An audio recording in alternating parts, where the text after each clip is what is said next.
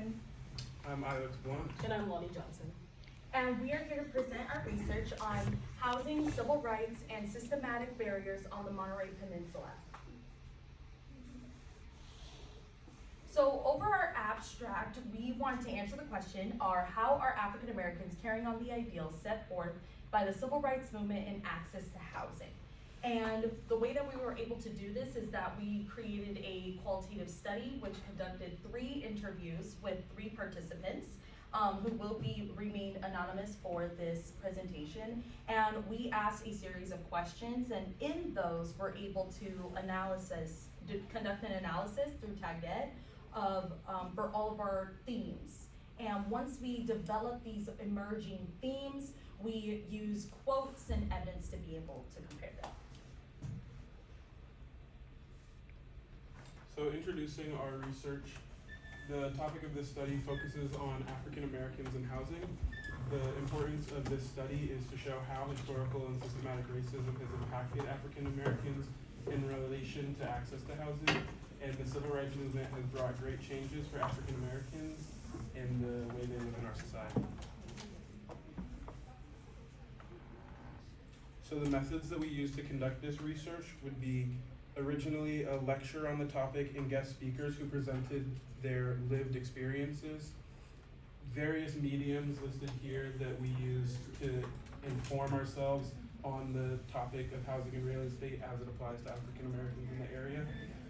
Oral history interviews that we conducted with our 3 participants. And then finally, coding of the data, completion of the thematic mapping, and then creation of the slides. One of the overarching things we came across of was origin and upbringing within coming to the Monterey Peninsula. During World War II, the Black community gathered together from all over, such as Texas, the city of Oakland, and even the Republic of Panama, and gathered together to form from all over the world and tied them together to the Monterey Peninsula through military movement and immigration. Seaside and Fort Ord especially were heavily engraved with the Black community and was deeply shaped into an understanding of home.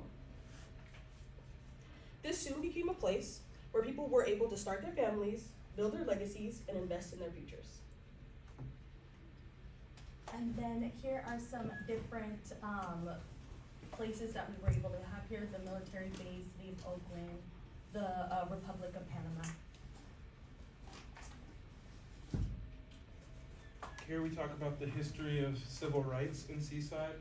So there was a very large Black community here in Seaside, and various areas near Fort Ord. And so the participants highlighted how the civil rights movement opened doors, but there were still barriers that remains. And we have a quote here from one of our participants talking about how superior athletes from Seaside were being bused to schools in Monterey, and some of them became professional athletes. And this is a photo of during the civil rights movement protest against segregated schools. Now, as far as accessibility to housing, one of the ways that we were able to answer our research question is understanding that the way that we did get access to housing is through the strength and the resilience of the community. And it was the community that actually came and banded together most of the time to be able to help each other to be able to gain that housing. Like, for example, one of our participants spoke about how realtors did not want to sell to them. They were showing them broken down, condemned homes that were really disgusting. And they just waited until a viable option came up. And one of their church members came up to them and actually told them, and this was an African American church member, who explained to them that they had built a house and that they would love to sell it to them. And that is how the community were able to band together to be able to gain that accessibility. Oh, and then also the ownership of Seaside started to transform. After this, it started to trickle down. Like, once the Fort Ord was an active military base, and started to gain properties amongst the family members who were community members, church members, that's when it started to really have a prosperous city for African Americans. So barriers to housing and opportunity across the peninsula, real estate discrimination, as Amaya was just talking about, the wealthier areas around the peninsula, like Carmel, Pacific Grove, sort of controlled all of the jobs and the development of the area, leaving areas like Seaside to be diverse communities of people who work different jobs and came from different walks of life. The subprime mortgage crisis of 2008 had a large impact on the generational wealth of many Americans, but also many Black Americans. And long wait times for housing discouraged African Americans from moving here. And one of our participants noted that they have people who have been on their wait list for almost 10 years.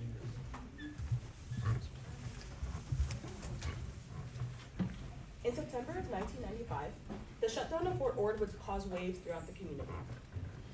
The social landscape was restructured as more people moved in order to fill the void, and the racial makeup changed as new immigrant groups filled the void left by military, forever changing the community's identity. One of the participants stated that Fort Ord was a lifeboat of things, and when Fort Ord closed, they had an influx in Latinos, and the face of the city had changed.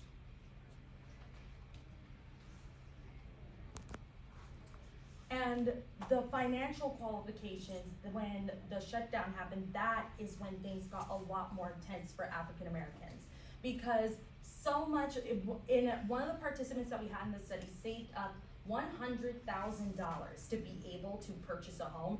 That was not enough. Nobody was going to accept their payments, and nobody wanted to accept that as a down payment, even though it more than qualifies them for a home over here on the Monterey Peninsula. It really does set a precedent for how wealth qualifies a house, especially to this area that we are in. One of the quotes here, it says, when things change in your life, don't just jump in and accept it. Do some research because something is wrong. My taxes went from anywhere from $500 for the property to $2,000 plus.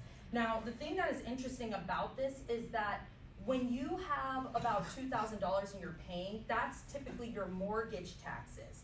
But this woman's home was completely paid off.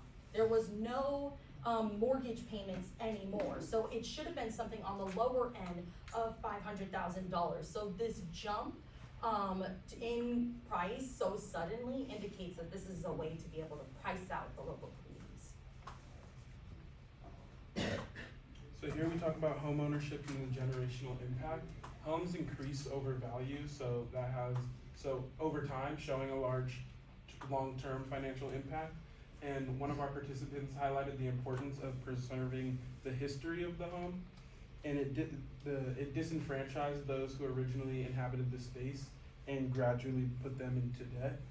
And this is a historic home owned by one of our participants in Monterey. And the large Black community here caused African Americans to want to band together and be in communities surrounded amongst themselves. And so they formed things such as the members of the Eastern Star, the Carmelita chapter, and this photo was given to us through the Monterey Historical Society. Now for the competition / bidding wars that eventually happened. So for this section exactly, it was extremely hard to be able to compete with the generational wealth. The generational wealth of this area because during the shutdown of Fort Ord, when African Americans were forced to sell their homes for a very cheap price, there was no homes to be able to pass down to their children. And that is when they started competing with generational wealth, because once it was $50,000, now it is going to be worth $350,000. So to be able to compete with that kind of wealth when property is not passed down has really, really made it extremely difficult to be able to afford the homes in this area. The interviews and narratives within this study show that the Black community in Monterey was a combination of shared values and military migration. A diverse population turned into a unified community through home ownership and upbringing within the setting. For many, Seaside became a home and a place where belonging and investments became a reality. Through the civil rights movement, Just finish up that sentence. Through the civil rights movement, many of the struggles of owning a home and the community stood strong and rose on the pillars that was funded on. Even with the shutdown of Fort Ord, the community grew and continues to rise itself from which was a declining community. Thank you.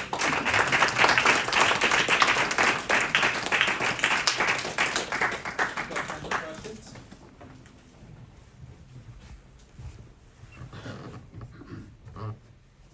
Yes. Did you guys use thematic analysis or content analysis? We did thematic analysis, so, and we did an inductive, data set, so, I'm sorry, we did inductive coding, which is where we took the transcripts and were able to read them and found, different themes that were comparable across the board. And then after that, we were able to come up with the emerging themes, which was the slides.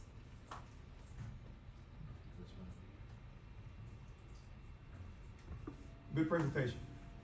Just one question, you said Fort Ord closed in 1995? I Correct. think it closed in 1994.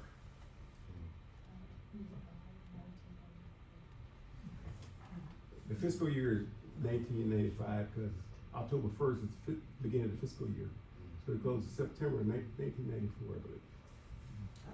Oh, okay, we will make sure to make that adjustment, thank you so much.